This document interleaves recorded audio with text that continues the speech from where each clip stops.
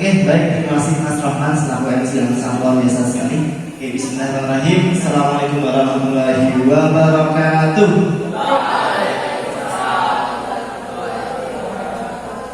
Oke, kalau jawab salamnya masih belum semangat, saya ulangi sekali lagi, dijawab yang paling semangat. Siap? Oke, assalamualaikum warahmatullahi wabarakatuh.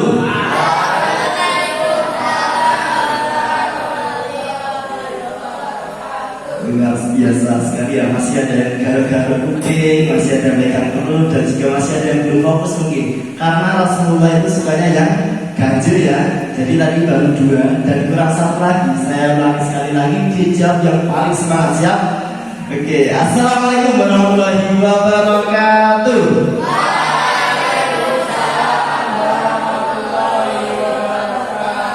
Luar biasa, yang jawab salam paling semangat saya doakan semoga rezekinya lancar, semoga dimudahkan dalam urusannya, semoga yang punya utang-utang segera terlunaskan. Amin. Ya, alhamdulillah rabbil alamin. Wassalatu wassalamu ala asrofil anbiya'i wal mursalin wa ala alihi wa sahbihi ajmain. Asyhadu an la ilaha illallah wa asyhadu anna Muhammadan abduhu wa rasuluh. Allahumma sholli ala sayyidina Muhammad wa ala ali sayyidina Muhammad. Oke, sebelumnya saya ingin nanya kabarnya teman-teman pada malam hari ini. Gimana kabarnya teman-teman? Baik ya, alhamdulillah ya. Puji syukur kita aturkan kepada Allah Subhanahu wa taala yang banyak sekali memberikan nikmat kepada kita semuanya, yaitu nikmat iman, nikmat Islam, nikmat sehat, nikmat waktu luang, dan masih banyak lagi yang diberikan kepada kita semuanya. Dan saya ingin nanya kepada teman-teman semuanya. Jadi ketika saya tunjuk, silakan bisa dijawab ya, satu saja nikmat Allah yang diberikan kepada teman-teman, satu saja. Yuk, Mas saya pakai kacamata. Nikmat satu saja apa Mas?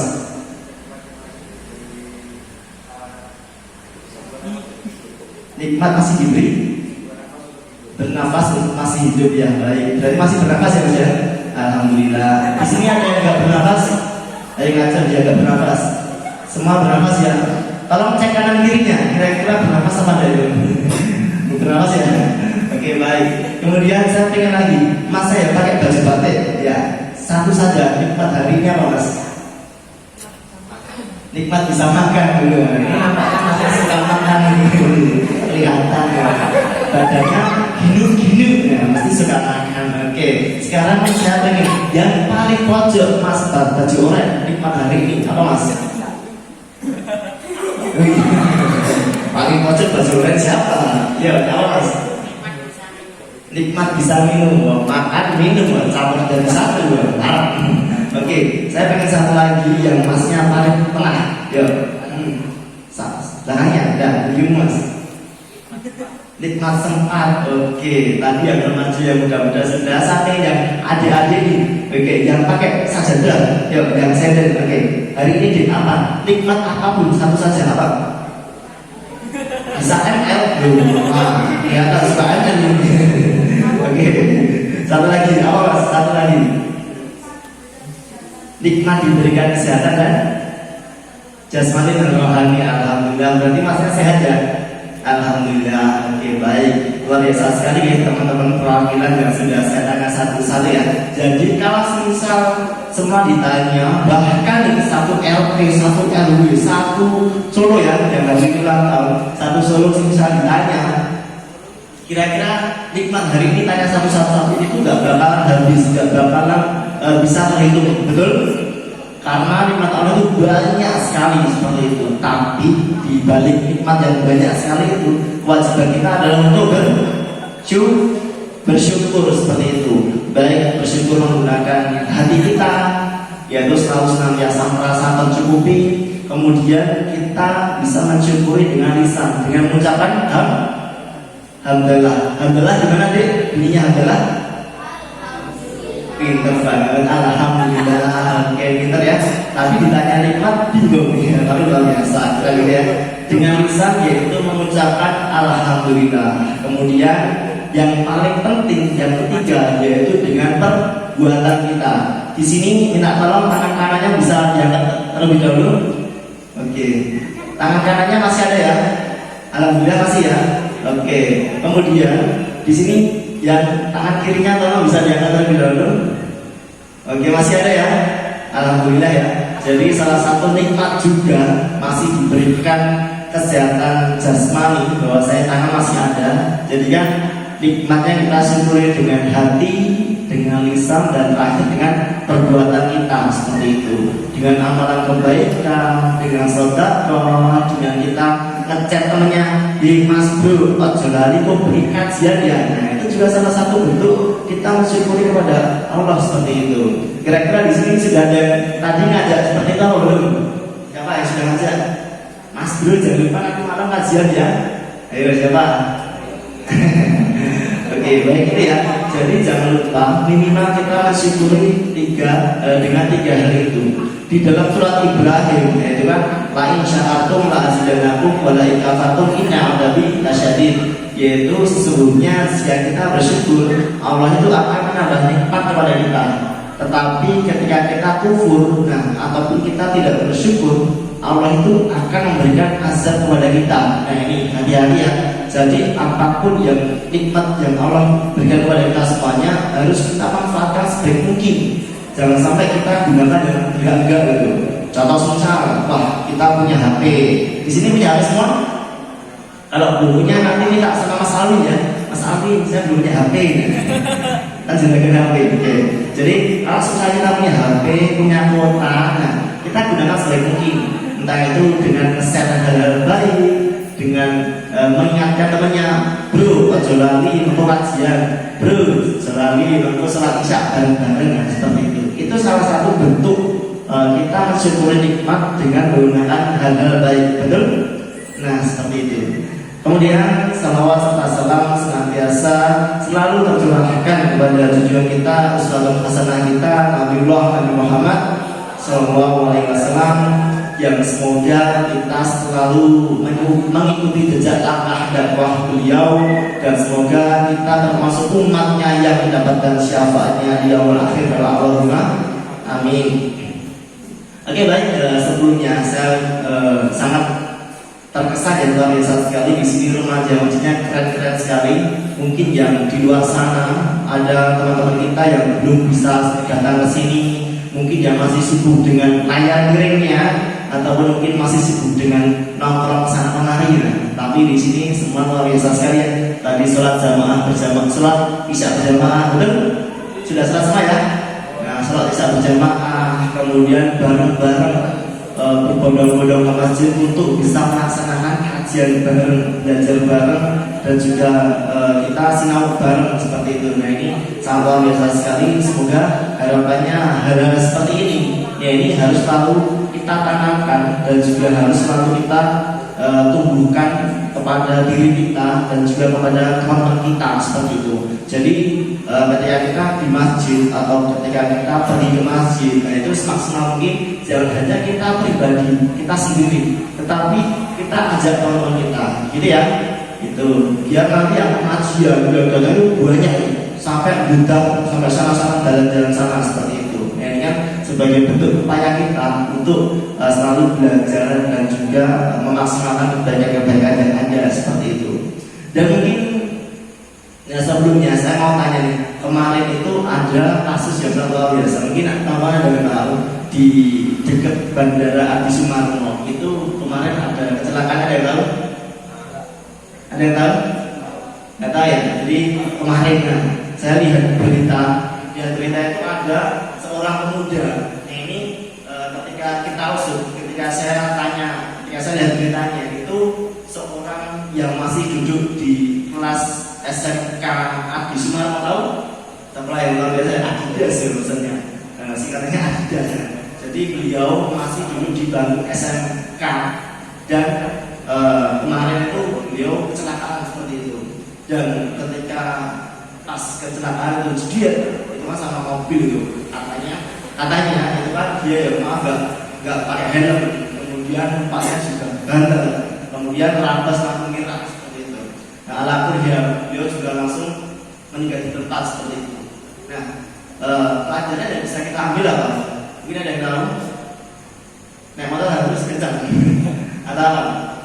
Nah, dari kisah ini ataupun dari cerita nyata yang kemarin ada, nah ini kan kita mengetahui bahwasanya kalau ajal itu tidak bisa menunggu kita, betul? Walaupun usia kita muda, walaupun mungkin sudah tua, ajal itu tidak menunggu kita taubat atau bahkan ajal kita ya kalau sudah saatnya kita dipanggil, itu ya kita harus selalu bisa memenuhi panggilan kita seperti itu. Gak mungkin kalau misal malaikat Israel, bro, wayang mulai ngambil repot, gak mungkin lah. Jadi kan tugas kita yaitu ketika dalam keseharian kita lakukan kebaikan-kebaikan yang ada, sholat jamaah, kemudian puasa atau bahkan lakukan apapun hal-hal kecil, tetapi ketika kita lakukan secara istiqomah, nah ini sangat berarti sekali seperti itu. Jadi itu jangan sampai nih kalau misal ketika sudah saatnya kita disuruh untuk pulang, lah ini amalan-amalan kita itu masih sangat kurang gitu. Jadi mari kita selalu senantiasa memaksimalkan kebaikan yang ada seperti itu. Dan ini kan bulan apa tahu teman? Bulan apa? Bulan Rajab bulan kita bilang ya. Jadi bulan Februari keren sekali, tapi bulan Rajab seperti itu. Nah, kalau bulan Rajab itu setelah bulan Rajab bulan apa? Tahu? Bulan depannya S. Syawal. Tapi Syawal dulu baru Ramadan. Balik. Ayo apa? Setelah Rajab depannya S. Nah, pintar. Bulan Sya'ban ya, betul sekali. Jadi bulan Rajab, bulan Sya'ban, terus bulan apa lagi? Bulan Ramadan, betul sekali. Nah, jadi kan masih ada beberapa hari sekitar ya 2 bulan lagi bahwasanya ketika kita itu menuju ke bulan Ramadan seperti itu. Tapi kan juga kita selalu berusaha untuk menuju di sana itu yang sekiranya kebaikan apa yang kurang, nah ini kita perbaiki seperti itu. Dan di bulan Rajab ini ada beberapa amalan-amalan yang bisa menjadi senjata kita seperti itu. Ada yang tahu mungkin? Apa? Ayo. Apa? Nah, pintar banget adiknya. Jadi yang pertama adalah puasa ya. Mungkin kemarin adiknya puasa kemarin. Wih, keren sekali. Puasa apa nih? Makanya ini kelihatan ini ya, puasa ini. Aduh. Puasa apa nih? Puasa duduk. Oh iya, luar biasa ya. Jadi salah satu amalan ketika bulan Rajab kalau bahasa Jawanya ya, bulan Rajab atau bulan Rajab ini adalah puasa seperti itu. Dan kemarin kan mungkin kalau di tanggal 1 dan salah satunya yaitu sunahnya berpuasa seperti itu. Kemudian yang kedua, selain berpuasa, kita itu juga sering-sering memohon ampun dengan beristighfar seperti itu. Beristighfar bagaimana? Astagfirullahaladzim, seperti itu ya. Jadi yang amalan andalan yang kedua yaitu kita selalu senantiasa memohon ampun kepada Allah dengan beristighfar seperti itu. Kemudian ada lagi nih amalan yang ketiga. Nah ini kita selalu senantiasa bersedekah, betul sekali. Jadi amalan yang ketiga yang bisa kita andalkan di bulan Rajab ini yaitu bersedekah. Mungkin ketika sebelum bulan Rajab nih sedangkan kita di hari Jumat mungkin cuma 2.000. Nah, ketika di bulan Rajab ini nah, kita tambah nih, Pak, saya punya 100.000 nih, Pak, sedangkan nih 150. Nah, seperti itu. Contoh misal. Tapi kalau misal 100.000 dirasa masih banyak dan nanti belum bisa beli kuota, nah, udah berarti dikurangi. Mungkin kalau misal tahun bulan kemarin 2.000, tambah lagi nih 4.000 atau 5.000 seperti itu. Saat ya, oke, itu yang ketiga. Kemudian ada amalan unggulan lagi yang keempat. Nah, kita menambah yaitu berdoa dan berzikir kepada Allah Subhanahu wa taala. Nah, ini 4 amalan yang selalu senantiasa kita upayakan dan juga kita maksimalkan ketika di bulan Rajab ini. Apalagi kan bulan Rajab ini menuju bulan Ramadan ini sekitar 2 bulan lagi seperti itu. Biar supaya bulan Ramadan ini kita tinggal menuai seperti itu. Nah, ibarat kata nih kalau petani itu kan di bulan Rajab ini nandur, nandur seperti itu. Nah, kemudian kita sirami, kita openi ya. Ketika bulan Ramadan kita tinggal panen nih. Nah, amalan-amalan yang kemarin sudah kita usahakan bareng-bareng. Kita tinggal kan sudah terbiasa nih di bulan Rajab. Jadi kalau di bulan Ramadan itu tambah terbiasa lagi, kita tinggal memanennya seperti itu. Sekarang, gitu ya. Jadi itu ada beberapa amalan di bulan Rajab yang bisa kita laksanakan bareng-bareng seperti itu. Entah itu kegiatan kajian seperti ini, atau bahkan sholat di masjid, atau bahkan apapun itu. Ketika itu adalah amalan kebaikan dan juga bisa mengantarkan kita ke surga, kita laksanakan bareng-bareng seperti itu. Kemudian di sini saya mau mengingatkan kepada khususnya saya pribadi dan juga kepada teman-teman semuanya, ada salah satu hadis dari yang diriwayatkan oleh Abu Hurairah radhiyallahu anhu, yaitu mengatakan ada 7 orang yang akan mendapatkan naungan ketika di zaman akhir seperti itu. Nah, ini mungkin teman-teman ada yang tahu apa? Ada yang tahu? Satu saja. Siapa yang tahu nih? Dari 7 ada 1. Ayo apa yang berani siapa?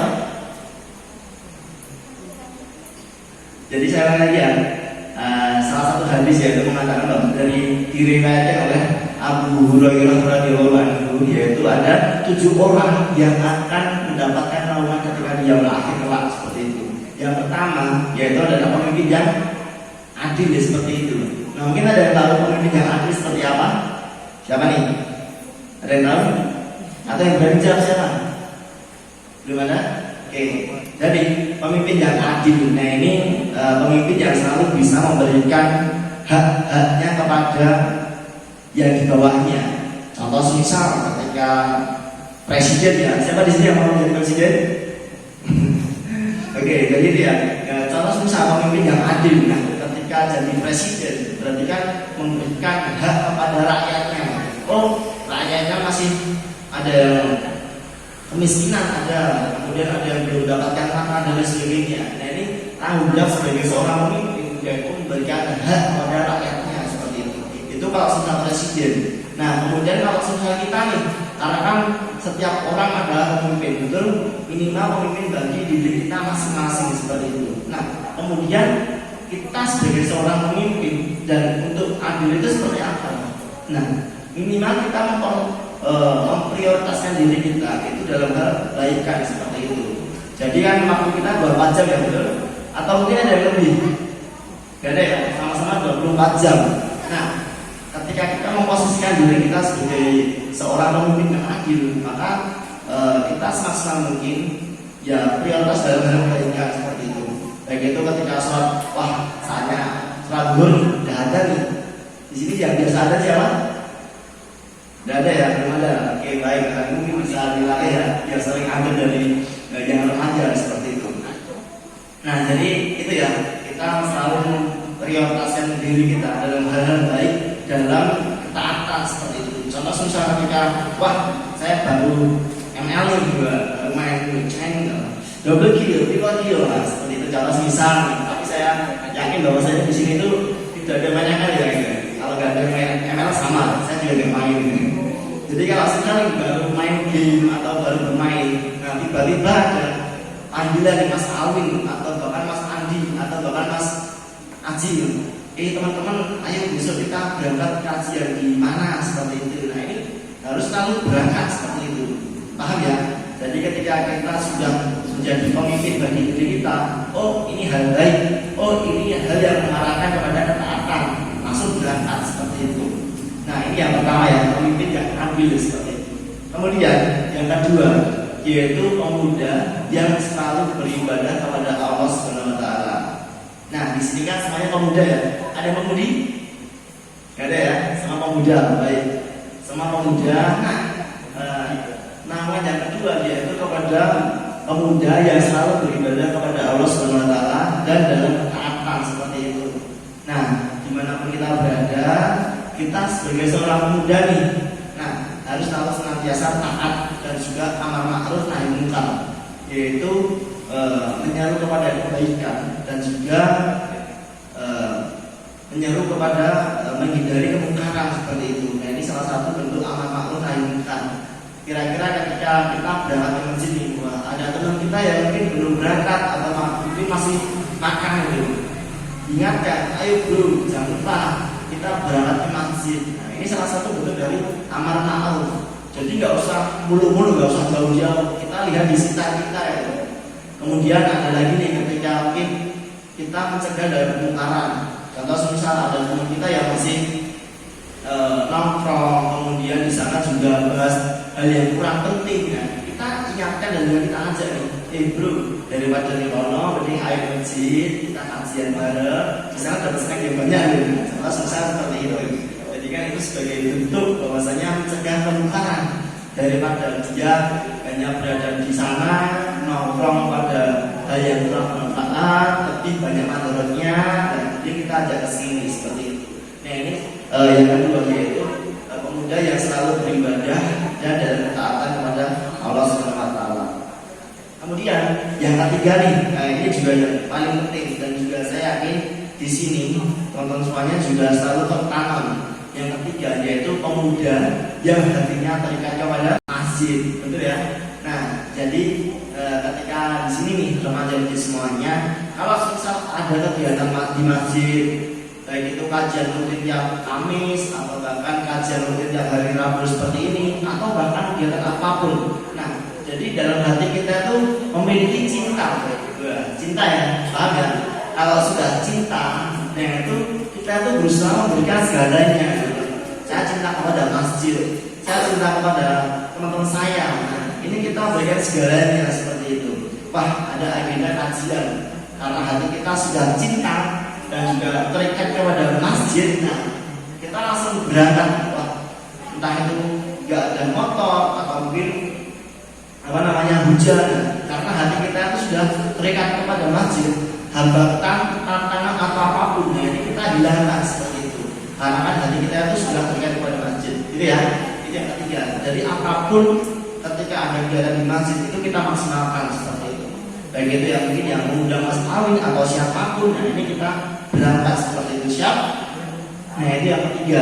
Kemudian yang keempat nih, nah ini yaitu dua orang yang saling mencintai karena Allah seperti itu. Nah mungkin kalau sudah bagi adik-adik ini kan belum ya. Nah ini mungkin saatnya tuh yang mungkin dewasa ya, seperti Mas Alwi atau mungkin Mas Andi atau siapapun seperti ini. Nah ini yaitu dua orang yang saling mencintai karena Allah seperti itu. Jadi kita itu bukan mencintai karena wah dia itu cantik, enggak, wah dia itu punya harta banyak, enggak, tapi karena wah dia itu saya mencintai dia itu karena ibadahnya, karena dia itu sebagai seorang yang taat kepada Allah seperti itu. Nah ini di poin keempat ini sangat penting sekali ya, karena kedepannya kita akan menghadapi ini seperti itu. Yang paling penting bahwasanya kita mencintai sesuatu itu karena Allah Subhanahu Wa Taala. Nah ini di poin keempat. Kemudian yang selanjutnya nih, poin kelima. Nah ini adalah seseorang yang ketika dia berzina, nah ini menolak seperti itu. Nah mungkin ya ini agak berat nih, apalagi sebagai seorang pemuda. Ketika contoh semisal nih, tapi nggak usah dibayangkan nih, ketika dulu ada salah satu kisah, yaitu salah satu seorang sahabat Nabi, yaitu yang namanya itu Abu Bakar Al-Miskin. Mungkin ada yang tahu? Nah ini ceritanya seperti ini. Dia itu kan pernah berada di dalam rumah yang di sana itu ada seorang gadis seperti itu, dan tidak tahu kenapa. Nah ini dalam rumahnya itu dikunci seperti itu. Nah ini kan sangat berat sekali, apalagi bagi kita. Contoh susah bayangkan seperti itu ya. Kita di rumah seorang teman kita nih, teman kita putri lawan jenis, tiba-tiba terkunci pintunya seperti itu. Apa yang mau kita lakukan? Dibayangkan ya, pasti kita akan beristighfar ya orang ya. Pasti seperti itu, saya yakin orang itu pasti seperti itu. Nah, gitu. Jadi ketika Abu Bakar Al-Miskin di dalam rumah, di situ ada seorang wanita dan di situ tuh pintunya itu terkunci dan si wanitanya itu selalu membujuk kepada beliau gitu, membujuk dan juga merayu biar ya melakukan hal-hal yang mungkin tidak baik seperti itu. Nah, dalam tanda kutip mungkin ya dalam yang tidak baik seperti itu ya gitu ya. Kemudian yaitu Abu Bakar Al-Miskin itu selalu berusaha menolak dan juga tidak mau gitu. Tetapi wanita itu selalu berusaha untuk merayu dan juga biar yang putra itu mau, dia itu mau. Tapi benerlah dia itu mempunyai, karena dia itu punya iman dan juga punya ketakwaan dan punya rasa bahwasanya saya tuh diawasi oleh Allah Subhanahu Wa Taala. Walaupun mungkin di sini tempatnya sepi, hanya berdua, dan itu gak berdua nih, bertiga, ternyata ada pembantunya juga. Nah, jadi pas di situ walaupun dia itu merasa bahwa oh ini mungkin di sini bisa melakukan hal yang tidak baik, tapi dia itu selalu merasa diawasi oleh Allah Subhanahu Wa Taala seperti itu. Dan nah, dia itu punya solusi seperti itu. Ketika dia keluar ke kamar, dia tuh ketemu sama pembantunya. Dia ketemu sama pembantunya dan juga, Bu, ini toiletnya mana ya? Kemudian dia jalan ke toilet.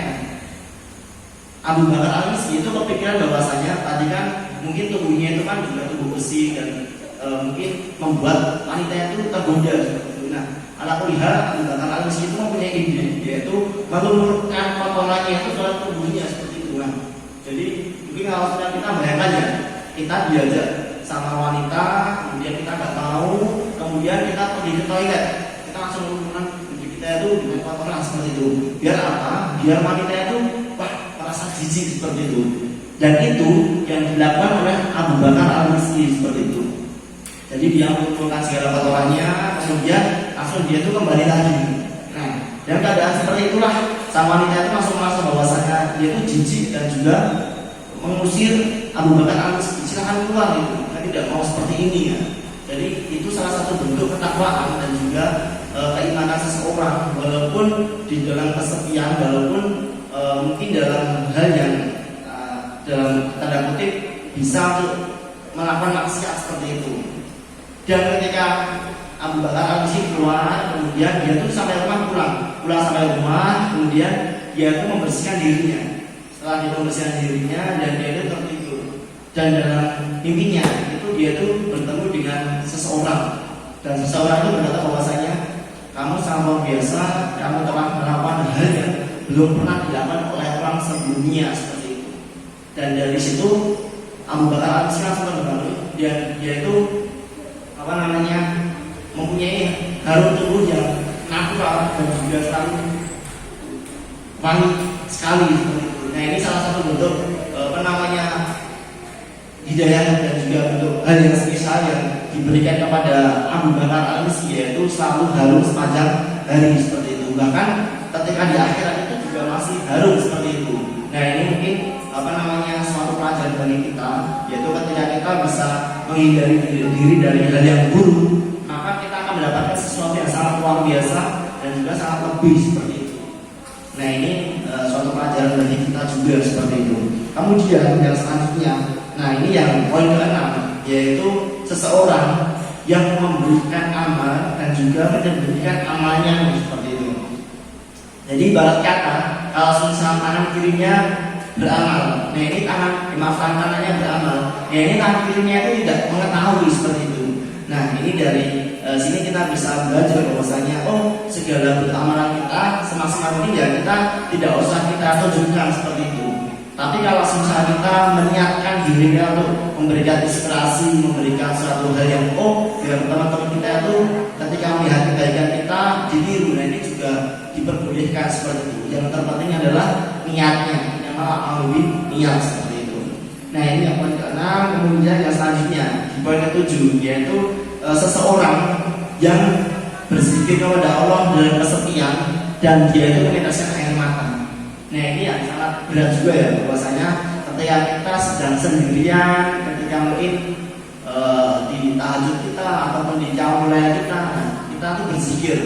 Bahkan dalam berzikir ini kita kan mengingat Allah itu, mengingat segala dosa kita, mengingat segala nikmat kita yang belum kita maksimalkan, mengingat segala apapun itu sampai dengan kita meneteskan air mata. Nah, ini salah satu orang yang akan mendapatkan naungan juga itu kita berzikir, karena itu malam hari atau bahkan ketika duha atau bahkan setelah kita berzikir dan juga mengingat, dan juga dalam ingatan itu kita bisa secara tidak langsung kita meneteskan air mata. Jadi nggak secara sengaja ya, kalau secara sengaja itu penuh drama. Tapi kalau misalnya ketika kita astagfirullahaladzim, secara tidak langsung meneteskan air mata. Nah, ini kita menjadi salah satu orang yang mendapatkan naungan ketika di yang akhir kelas seperti itu. Nah, itu ya, jadi ada beberapa poin, yaitu 7 orang yang akan mendapatkan naungan ketika di yang akhir kelas seperti itu. Dan harapannya bahwasanya kita memahami ini seperti itu. Poin-poin tadi antara 1 sampai dengan poin 7, dan kita menjadi minimal salah satunya. Tapi kalau saya yakin bahwasanya di bulan Ramadan ini, ya ini kan bisa menjadi semuanya itu, yang zikir, kemudian ya beribadah wajah Allah, juga beribadah, kemudian menjadi pemuda yang hatinya terikat kepada masjid, kemudian menjadi pemuda yang ketika mungkin diajak dalam hal yang tidak baik selalu menolak seperti itu. Nah, mungkin ini yang bisa menjadi perhatian kita bersama, dan juga harapannya mungkin kita ingat seperti itu, apa sih yang kebaikan yang mungkin belum saya maksimalkan di kemarin. Nah, kita bisa maksimalkan di esok hari seperti itu. Itu ya teman semuanya.